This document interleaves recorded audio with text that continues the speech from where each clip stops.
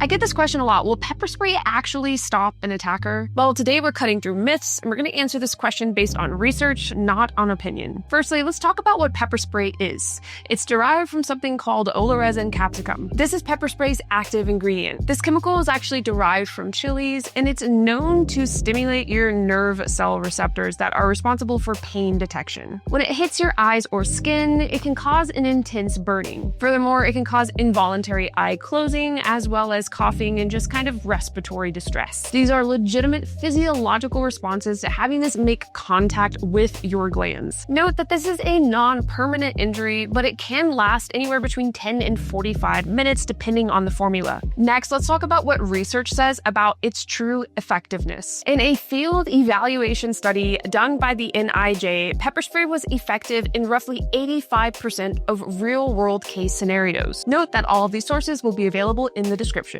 Studies tracking police use show that OC spray generally eases control of aggressive subjects. This makes it easier for police officers in distress to stop or at least lessen violent behavior.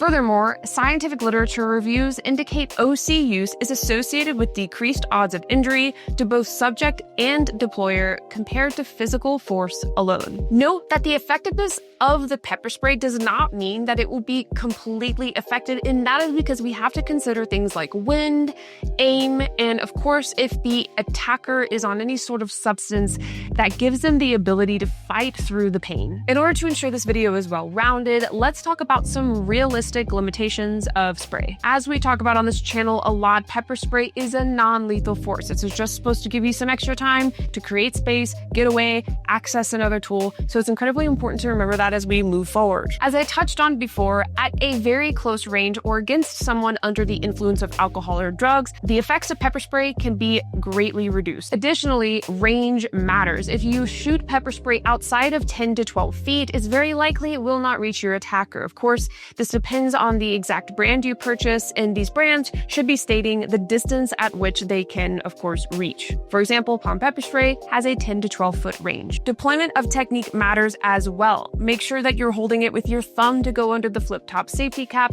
and you're giving a good solid press as you deliver those sprays from left to right, right to left. And of course, if you want to learn more about this technique, we've got a few videos on that. If you're wondering if pepper spray will actually stop someone instantly, let's talk about that. No scientific body claims 100% immediate incapacitation. Many studies call pepper spray a deterrent and incapacitation aid that varies by context. In other words, the myth is that pepper spray stops every attacker instantly, and the reality is that it often deters or incapacitates long enough for an escape, but not necessarily to stop them completely in their tracks. In other words, there is nuance just like any other tool. At the end of the day, if you choose to carry pepper spray as a self-defense tool, here's what you need to know. You need to train with it. Knowing exactly the capacity of your pepper spray, the distance it shoots at, and how it feels to actually utilize it is very important. Know that it's not a substitute for awareness or escape planning. There need to be other steps in your safety routine, but if you're watching this video, you're already making a great effort towards that. Pepper spray is a tool to help you get to safety. Science shows that it works often, but not always. You're not buying magic, you're buying a safety tool that requires training